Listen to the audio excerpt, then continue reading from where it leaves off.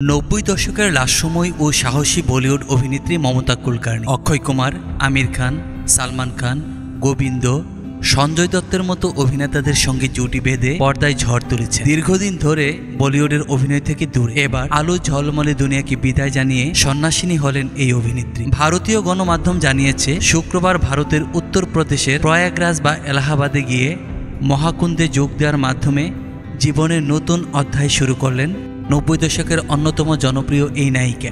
মহাকুম্ভের কিন্নর আখড়াতে মহামঙ্গলেশ্বর রীতির মাধ্যমে সন্ন্যাস গ্রহণ করেছেন মমতা। এদিন পিণ্ডদানও করেন তিনি। এই রীতির মাধ্যমে নতুন নামও গ্রহণ করেছেন। আজ থেকে তার নতুন নাম শ্রী ইমাই মমতানন্দগিরি। কিন্নর আখড়ার আচার্য মহামঙ্গলেশ্বর অর্থাৎ লক্ষ্মীনারায়ণ ত্রিপাঠী ও জোনা আখড়ার আচার্য স্বামী জয় আম্বানন্দগিরির সঙ্গে দেখা করেন মমতা। আর সেই মুহূর্তের বেশ কিছু ভিডিও ছড়িয়ে পড়েছে নেট দুনিয়ায়।